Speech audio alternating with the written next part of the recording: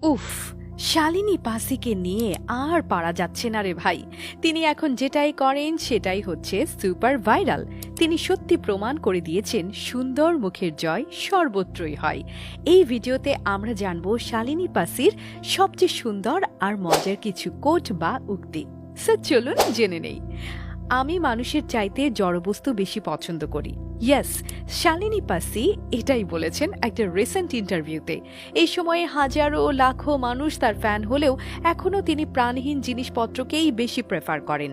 এর অবশ্য একটা কারণ আছে। আমরা অলরেডি জানি শালিনী হিপোক্রেসি বা ভণ্ডামি একেবারেই সহ্য করতে পারেন না। তার অন্তরে যা আছে সেটাই তিনি মুখে বলে ফেলেন। তার মধ্যে একটা নিষ্পাপ সারল্য আছে যেটা যে কাউকে মুগ্ধ করবে। তিনি আসলে তার মনের ভেতরের শিশুটিকে এখনো বাঁচিয়ে রেখেছেন।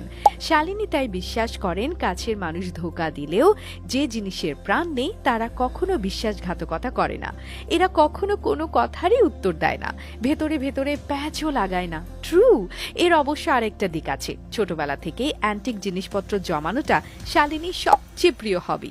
সেটা পুরনো ফার্নিচার, কয়েন, পেইন্টিং বা বই, যে কোনো কিছুই হতে পারে। এদের সেই নেশা ধরা নস্টালজিক গন্ধ আর স্পর্শের মাঝে তিনি আজও তার ফেলে আসা ছেলেবেলাকে খুঁজে পান। ওকে, এরপর শালিনী আরেক জায়গায় বলেছিলেন, আমি কখনো কোনো মানুষকে হিংসা করি না, কারণ এতে আমার স্কিনের উপর চাপ পড়ে। মানে ও মাই গড, জীবনে স্কিন কেয়ারের উপর অনেক কথা শুনেছি, কিন্তু নেগেটিভ অ্যাটিটিউড থাকলে চামড়া খারাপ হয়ে যায়, এটা কিন্তু এই প্রথম শুনলাম রে বাবা। এই না হলে সুপার কোটিপতির বউ। তবে এটা স্বীকার করতেই হবে, এই ৪৯ বছর বয়সেও তার স্কিন যে কোনো তরুণীর মতোই ফ্রেশ আর আকর্ষণীয়। শালিনীর পার্সোনাল লাইফও খুব সুখের। ২৩ বছরের কাপল লাইফে তাদের কখনো কোনো স্ক্যান্ডাল বের হয়নি।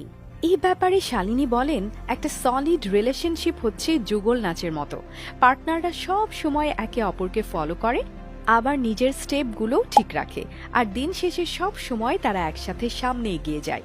শালিনীর আরেকটা খুব সুন্দর কথা হচ্ছে, নিজের জীবন সম্পর্কে যদি ঠিক ভবিষ্যৎবাণী করতে চাও তাহলে সেই জীবনকে তোমার নিজেকেই বানাতে হবে।